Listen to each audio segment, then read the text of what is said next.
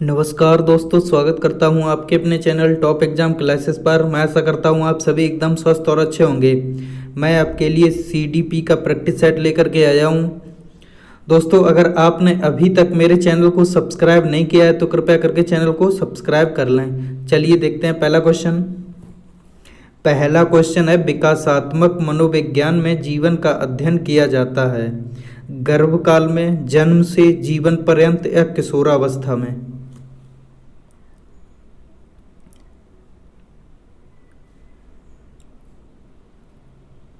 तो जीवन का अध्ययन कब किया जाता है? जन्म से। इसका सही आंसर होगा option number B. Next question, मस्तकाधोमुखी एक निकट से दूर का क्रम किस क्रिया का अंग है? चेतना का, विकास का, विवृद्धि का, संशोधन का। तो मस्तकाधोमुखी एवं निकटता से दूर का क्रम संशोधन क्रिया का अंग है। किसका है? संशोधन क्रिया का। इसका सही आंसर होगा option number D. Next question, लड़का पैदा होने के लिए उत्तरदायी क्रोमोसोम्स हैं XX, XP या XY या CX। तो लड़का पैदा होने के लिए XY क्रोमोसोम उत्तरदायी होते हैं। कौन होते हैं? XY। इसका सही आंसर होगा option number C. Next question, प्राकृतिक पर्यावरण में सम्मिलित होते हैं वंशानुक्रम, जैव अजैव, परिवार या पशु। तो प्राकृतिक पर्यावरण में जैव अजैव सम्मिलित होते हैं। इसका सही आंसर होगा option number B. Next question, निम्न में से कौन सा सीखने के लिए नियम में सम्मिलित नहीं है? सीखने के नियम में सम्मिलित नहीं है। अभ्यास, तत्परता, खेल या प्रभाव। तो खेल सीखने के नियम में सम्मिलित नहीं है। तो इसका सही आंसर होगा option number C. Next question, शैशवावस्था मानव विकास की प्रमुख अवस्था है प्रथम, द्वितीय, तृतीय या चतुर्थ। तो शैशवावस्था मानव विकास की प्रथम अवस्था है। कौन सी है? प्रथम अवस्था। द्वितीय अवस्था बाल्यावस्था है, तृतीय अवस्था किशोरावस्था है, चतुर्थ अवस्था है प्रौढ़ावस्था। नेक्स्ट क्वेश्चन, बालक के व्यक्तित्व की नींव किस अवस्था में पड़ती है? शैशवावस्था, गर्भकालीन अवस्था या बचपनावस्था या इनमें से कोई नहीं। तो बालक के व्यक्तित्व का विकास उसके सामाजिकता के कारण होता है। बालक का समाज जिस तरह से होता है, बालक के व्यक्तित्व का विकास भी उसी के अनुरूप होता है। बाल्यावस्था में ही बालक का संपूर्ण सामाजिक विकास होता है, अतः बालक के व्यक्तित्व की नींव बाल्यावस्था में पड़ती है। तो इसका सही आंसर क्या हो जाएगा? Option number C. Next question, पियाजे के अनुसार संज्ञानात्मक विकास की अवस्थाओं को बांटा गया है 4 भागों में, 3 भागों में, 2 भागों में या 5 भागों में। तो पियाजे के संज्ञानात्मक विकास की अवस्था को 4 भागों में बांटा गया है। कौन कौन से? संवेदनशीलता बुद्धि विकास की अवस्था जो 0 से 2 वर्ष के बीच, पूर्व संकाय अवस्था 2 से 7 वर्ष के बीच, मूर्त संकाय अवस्था 7 से 11 वर्ष के बीच में, औपचारिक संकाय अवस्था 11 से 15 वर्ष के बीच में। तो कितने भागों में बांटा गया है? 4 भागों में। इसका सही आंसर होगा option number A.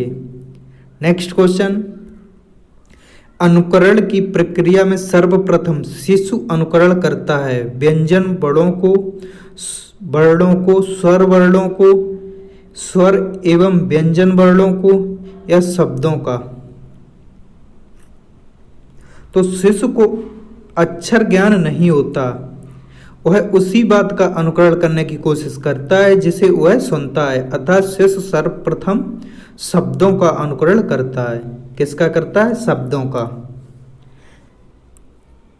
Next question, master ग्रंथि के नाम से जाना जाता है गल ग्रंथि को, उपगल ग्रंथि को, उपवृक्क ग्रंथि को या पीयूष ग्रंथि को।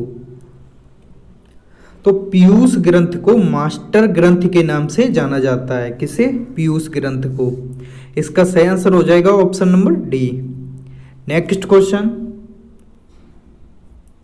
बालक की प्रथम पाठशाला है परिवार, समाज, गांव या विद्यालय?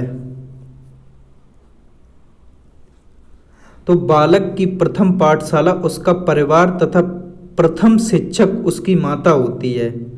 परिवार में ही सर्वप्रथम बालक अपनी मौलिक आवश्यकताओं एवं अपने रिश्तों को जानना प्रारंभ करता है। तो इसका सही आंसर हो जाएगा option number A. Next question, बालक का सामाजिक विकास प्रभावित होता है सामाजिक आर्थिक स्तर से, विद्यालय से, परिवार से या इनमें से कोई नहीं? तो किससे होता है? इनमें से कोई नहीं।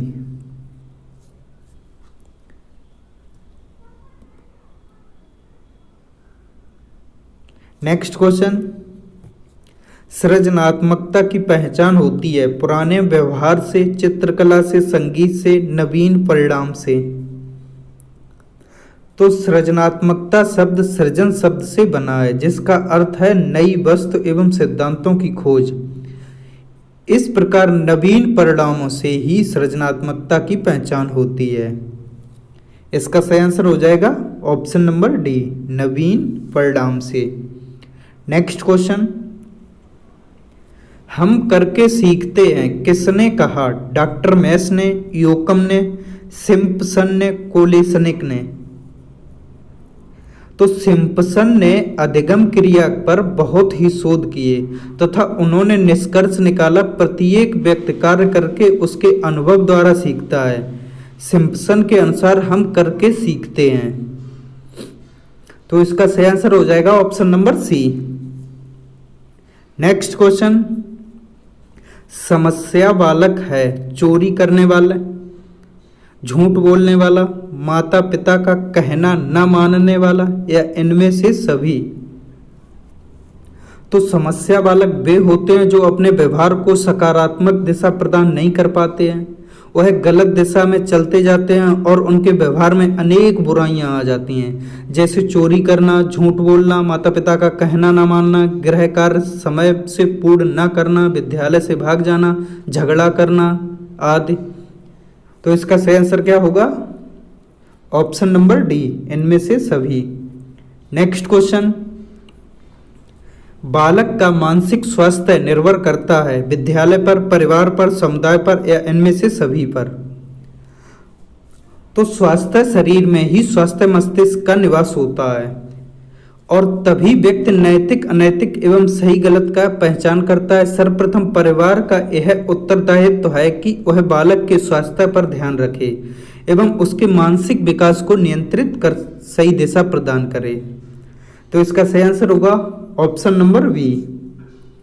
नेक्स्ट क्वेश्चन, हस्तशिल्प की शिक्षा दी जानी चाहिए सामान्य बालक को, पिछड़े बालक को, मंद बुद्धि बालक को, प्रखर बुद्धि बालक को? तो हस्तशिल्प की शिक्षा पिछड़े बालकों को देना चाहिए क्योंकि पिछड़े बालक आर्थिक रूप से कमजोर होते हैं और हस्तशिल्प की शिक्षा ग्रहण कर अपने व्यवसायिक कौशल का प्रयोग कर आर्थिक विनम्रता को दूर करते हैं। तो इसका सही आंसर होगा option number B. Next question, निरीक्षण विधि में किया जाता है अपना अध्ययन, अपने व्यवहार का अध्ययन, दूसरों के व्यवहारों का अध्ययन, व्यवहार विश्लेषण। निरीक्षण प्रक्रिया में कोई व्यक्ति किसी दूसरे व्यक्ति के कार्यों की जांच करना, अध्ययन करता है, जांच की अध्ययन करता है। निरीक्षण में स्वयं का मूल्यांकन करना पक्षपातपूर्ण होता है, इसलिए निरीक्षण विधि में दूसरों के व्यवहारों का अध्ययन किया जाता है तथा जांच पक्षतापूर्ण न होकर तटस्थ हो रहे हैं। तो इसका सही आंसर है option number C. Next question, है सतत व्यापक मूल्यांकन के व्यापक शब्द का अभिप्राय है संज्ञानात्मक, सह संज्ञानात्मक या ए और बी दोनों? तो व्यापक शब्द में संपूर्ण तथ्यों का समावेश होता है जिसमें संज्ञानात्मक तथ्य तथा उनके सहायक सह संज्ञानात्मक तथ्य दोनों आते हैं। तो इसका सही आंसर हो जाएगा ऑप्शन नंबर सी।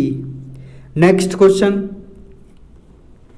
ब्रेल लिपि का प्रयोग निम्न में से किन के लिए किया जाता है? शारीरिक, निःशक्त, दृष्टिबाधित, वाचन बाधित। तो ब्रेल लिपि का निर्माण दृष्टिबाधित विद्यार्थियों व्यक्तियों को पढ़ने के लिए एक नई तकनीक है जिसका निर्माण 1821 में फ्रांसीसी शिक्षा मनोवैज्ञानिक लुई ब्रेल के द्वारा किया गया।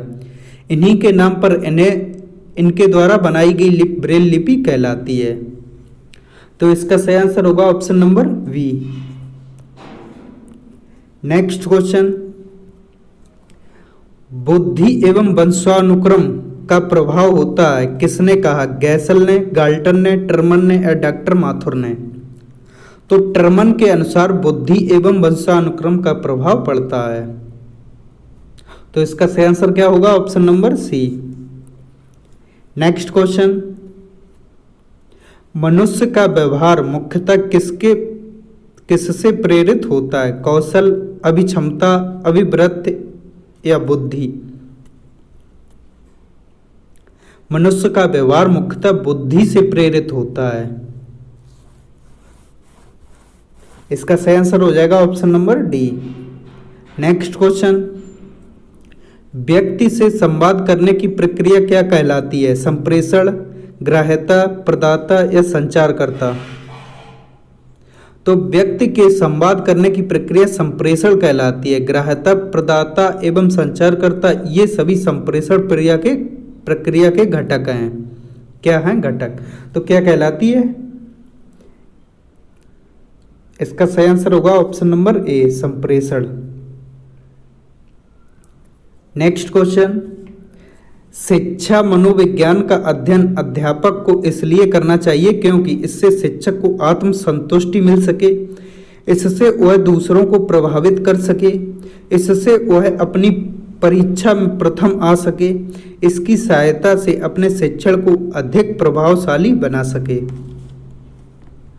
तो शिक्षा मनोविज्ञान दो शब्दों से मिलकर बना है, शिक्षा एवं मनोविज्ञान। जहाँ शिक्षा का संबंध अध्ययन अध्यापन से है वहीं मनोविज्ञान का संबंध व्यवहार से है, अर्थात शिक्षा मनोविज्ञान का तात्पर्य व्यवहार का अध्ययन करने, अपने शिक्षण कार्य को प्रभावी बनाना है। तो इसका सही आंसर क्या हो जाएगा? Option number D. Next question, एक बालक की वास्तविक आयु 12 वर्ष तथा मानसिक आयु 15 वर्ष है तो उसकी बुद्धि लब्ध होगी 125, 120, 80 या 100?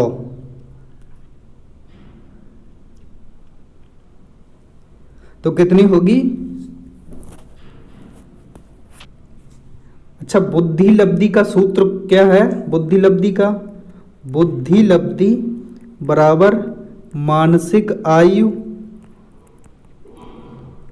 बटे वास्तविक आयु गुणे 100। तो मानसिक आयु कितनी है? मानसिक आयु है 15 वर्ष।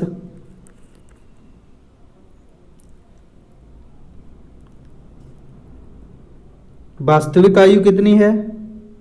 वास्तविक आयु है 12 वर्ष गुणे 100। 25 चौकू 100, 3 चौकू 12, 3 पंचे 15, 25 पंचे 125। कितनी होगी बुद्धि लब्धि? 125। इसका सही आंसर क्या हो जाएगा? Option number A. दोस्तों, अगर आपको हमारी वीडियो अच्छी लगी हो तो कृपया करके वीडियो को लाइक करें, शेयर करें और चैनल को सब्सक्राइब करें। धन्यवाद।